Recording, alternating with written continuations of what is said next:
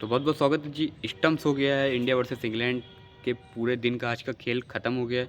और जिस तरीके से इंडिया की डोमिनेटिंग परफॉर्मेंस दिखी, जिस तरीके से इस टेस्ट मैच में नीचे लगी हुई थी इंडिया, लेकिन वहाँ से सबसे पहले बात करें ध्रुव जुरैल का जिस तरीके से इंडिया के लिए एक बड़ी शानदार पारी खेलते हैं, जिस तरीके से इंडिया की वापसी कराते हैं, जिस तरीके से इंडिया इतनी पूरी तरीके से पीछे जा रही थी, पछड़ रही थी इस टेस्ट में।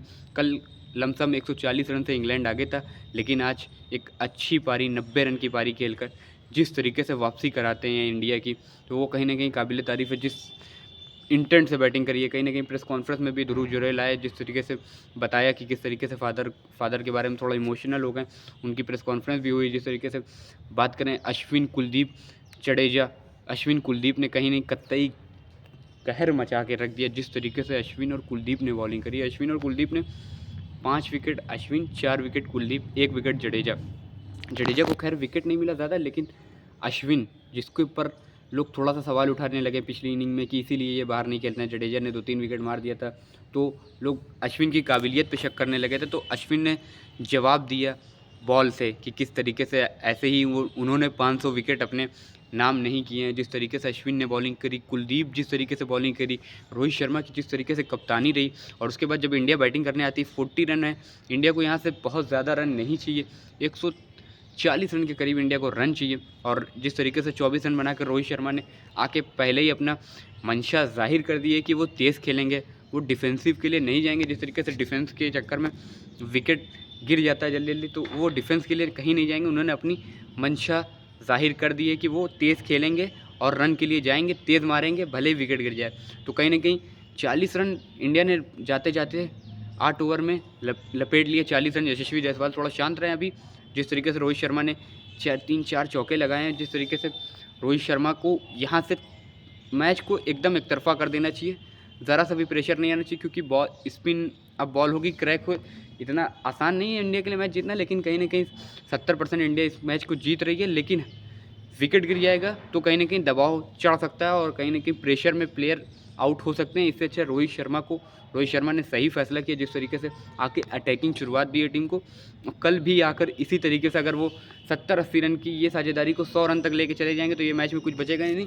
इंडिया की डोमिनेटिंग परफॉर्मेंस है, 40 रन की लीड उनके पास थी इंग्लैंड के पास, लेकिन इंग्लैंड को जिस तरीके से इंडियन बॉलर का कहर देखने को मिला, जिस तरीके से इंग्लैंड के बैट्समैनों को ऑल आउट करा है, जिस तरीके से जो रूट से लेकर बेन स्टोक्स को, जिस तरीके से कुलदीप यादव का बोल्ड होना, जिस तरीके से अंपायर्स कॉल भी बहुत सी हुई, बहुत से फैसले हम लोग के हक में नहीं भी आए, लेकिन कहीं ना कहीं इंडिया का तब भी डोमिनेशन था। और जिस तरीके से कुलदीप की बॉल फ्लाइटेड हवा पड़ रही थी, ग्रिप पड़ के बॉल अंदर आ रही थी, काटा बदल रही थी, तो कहीं ना कहीं वो काबिल तारीफ़ है कुलदीप यादव की। जिस तरीके से उन्होंने रोहित शर्मा की तारीफ़ करी भी थी कि रोहित शर्मा ने ही कमबैक करवाया है। जिस तरीके से रोहित शर्मा को तारीफ़ करते हैं लगातार कुलदीप यादव की, किस तरीके से रोहित शर्मा का इम्पोर्टेंस है उनके करियर में फिर से ऊपर आने के लिए। तो कहीं ना कहीं और अश्विन ही शुरुआत में ही 2 विकेट गिरा के इंग्लैंड को नीचे कर देते हैं, और जिसके बाद फिर कुलदीप का कहर हो जाता है। जडेजा जिस तरीके से विकेट गिरते हैं, ब्रेस्टो थोड़ा तेज़ खेल रहे थे ब्रेस्टो, लेकिन जिस तरीके से वहाँ से विकेट गिरा के जिस तरीके से इंडिया का कमबैक हुआ है, वो काबिल तारीफ़ है। और ये इंडिया टेस्ट मैच कल, मेरे ख्याल से कल पहले ही सेशन में इंडिया ये टेस्ट मैच जीत जाएगी, क्योंकि यहाँ से रन ज़्यादा चाहिए नहीं, 40 रन ऑलरेडी बन चुके हैं और यहाँ से ज़्यादा रन चाहिए नहीं, और इंडिया इस मैच को आसान तरीके से जीत रही है। कोई मुश्किल आएगी नहीं और ना ही आना चाहिए। अगर यहाँ से मुश्किल आ गई तो बहुत गलत बात होगी। इंडिया को यहाँ से डोमिनेटिंग तरीके से देखना होगा, और यहाँ से रोहित शर्मा को एक अच्छी इनिंग 70-60 की इनिंग तेज़ खेलनी होगी। तेज़ भी ना खेलें, लेकिन 70-60 रन की इनिंग खेल लेना चाहिए, क्योंकि मौका अच्छा है, अच्छा खेलना है। अच्छे दिख रहे थे अभी, क्योंकि 4-5 ही ओवर 8 ओवर का मैच हुआ, तो वो काफ़ी नहीं था। कल रोहित शर्मा आए और शुरुआत में ही काफ़ी रन मार दें जिस तरीके से, और इस मैच को एक तरफा कर दें। एक सेशन नहीं तो टी तक इस मैच को ख़त्म करके फिनिश करके इंडिया को जीत जाना चाहिए नॉर्मल तरीके से। तो यही था पूरे मैच का हाल।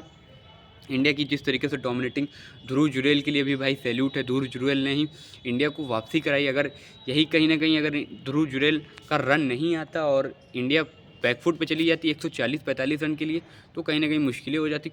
और साथ ही साथ कुलदीप यादव ने भी बहुत अच्छी बॉलिंग करी। कुलदीप यादव ने जिस तरीके से बॉलिंग करी, जिस तरीके से विकेट एक तरफ से रोक के रखा, वो काबिल तारीफ़ है। अगर कुलदीप यादव अपनी विकेट फेंक देते हैं तो कहीं न कहीं ध्रुव जुरैल की उतनी बड़ी पारी भी नहीं होती और इंडिया के पास लीड भी नहीं होती, और इसी वजह से इंडिया के ऊपर से प्रेशर भी उतर गया है कि रन नहीं बनाना है ज़्यादा, और 2 सेशन ज़्यादा से ज़्यादा इंडिया को लगना चाहिए ये मैच जीतने के लिए। और अगर इंटेंट से खेल गए, कल अग्रेशन से खेल गए, रोहित शर्मा और यशस्वी जायसवाल अपने पे खेल गए ना, एक सेशन में इंडिया ये मैच जीत रही है। तो इंडिया इस मैच को डोमिनेटिंग तरीके से जीत रही है। जिस तरीके से पहले सेशन में इंडिया का पहले दिन पे डोमिनेशन था, वो आज ये लीड ले चुकी है इंडिया, और इंडिया इस मैच को आसानी से जीत रही है। तो तब क्या, और अश्विन, कुलदीप, हेड्स ऑफ, जिस तरीके से बॉलिंग करी है, जिस तरीके से बॉलिंग करी, कहीं ना कहीं काबिल तारीफ़ है। इसीलिए हम लोग इंडिया में एडवांटेज हम लोग को होता है। जिस तरीके से हमारे पास क्वालिटी स्पिनर है, वहाँ उतने नहीं। शोएब बशीर जैसे जब बॉलर वहाँ पे विकेट ले रहे हैं तो अश्विन जैसे बॉलर कहेंगे कि भाई ये मेरा घर, मेरे बाहर के प्लेयर आके